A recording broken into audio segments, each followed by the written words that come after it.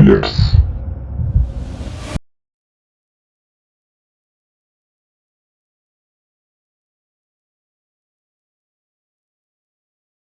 Bienvenidos. La base de nuestro proyecto es gracias a un storytelling con el cual podemos hallar un problema, solucionarlo y exponerlo. El storytelling básicamente es una historia donde contamos un problema en el cual podemos enfocar nuestro proyecto y guiarlo en base a esta historia. Bueno, les voy a hablar un poco acerca de nuestro storytelling. En él encontramos un personaje que se llama Carlos, que habitualmente jugaba a la lotería, gana la lotería y pues no sabía cómo invertir bien pues, sus ganancias. Él decide que la mejor opción es hacer un cambio de divisas de peso colombiano a dólar, pero no sabe en qué momento hacerlo, así que le pide ayuda a sus compañeros de ciencia de datos para que le ayuden a realizar un modelo de predicción para saber en qué periodo puede ser mejor este intercambio. Sus compañeros se comprometen a ayudarle a hacer este modelo con el plus de cómo los tweets de Petro pueden afectar en el precio del dólar, dado que nos hemos dado cuenta que pues, en la historia se han visto que el poder puede afectar o influir en las personas, en este caso en el dólar, como en Estados Unidos, cuando Donald Trump en su campaña presidencial tuiteó ciertas cosas sobre la economía de Estados Unidos y el dólar bajó o disminuyó dependiendo de qué gravedad era el tweet. También George Powell de la Reserva Federal tuiteó que iban a inyectar grandes cantidades de dinero para combatir el COVID-19 y el dólar disminuyó significativamente. En el país podemos observar en estas dos gráficas, en la lineal, el precio histórico del dólar durante ciertos años y en la de barras la cantidad de tweets que ha publicado Petro según un periodo de tiempo. Podemos darnos cuenta que cuando Petro aumenta sus cantidades de tweets en la tabla lineal, hay una región donde vemos un significativo aumento sobre el precio del dólar. Y siguiendo con la idea de mi compañero Miguel, voy a proceder a explicarles cómo obtuvimos la información y cómo la analizamos. Primeramente, descargamos los tweets y los clasificamos con un token, que básicamente es un índice que me permite diferenciar un tweet del otro.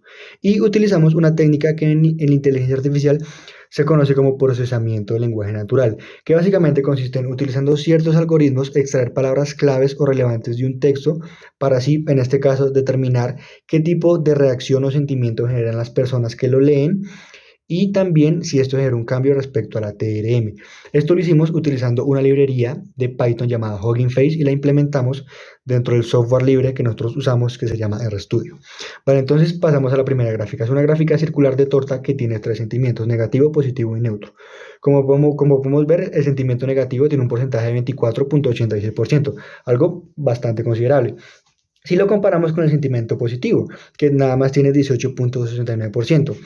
Pero vale, si miramos el sentimiento neutro, o sea, se lleva la mayoría, con más del 50%, 56.45%.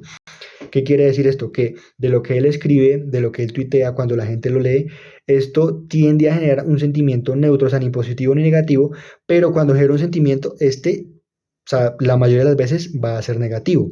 Entonces, pues esto genera un impacto, digamos.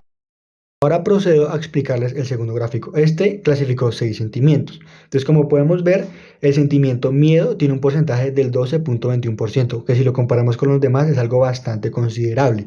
El sentimiento de diversión 9.44% y el de tristeza el de 5.98%. Pero lo curioso es que hay un sentimiento clasificado como others. Básicamente, ¿qué es esto? Son sentimientos o son palabras o tweets que el modelo no logró procesar correctamente y por lo tanto los clasifica como others.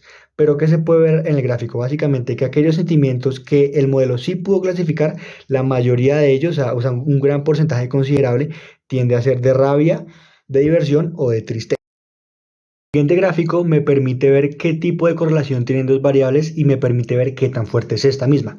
Para esto utilizamos el coeficiente de correlación de Pearson de las emociones de los tweets de Petro junto con la TRM. Si ustedes pueden apreciar, podemos ver que los tweets neutros y negativos tienen una correlación significativa con la TRM, pero esta es baja y esto resulta ser muy interesante, ya que si en cambio miramos los positivos, estos no muestran nada.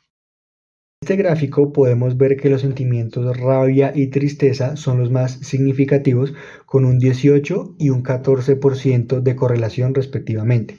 En este otro gráfico también se puede apreciar que los tweets de economía se correlacionan linealmente en un 24% con la TRM.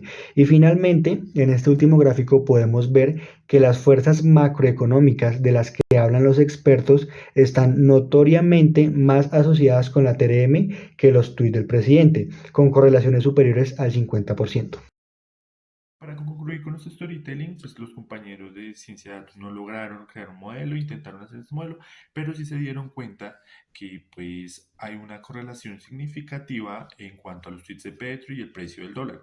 Esta relación no es muy fuerte, siguen ganando las tradicionales como el PIB y pues todo lo que embarca dentro del gobierno, pero pues hay una relación muy pequeña en cuanto a los tweets de Petro y el precio del dólar.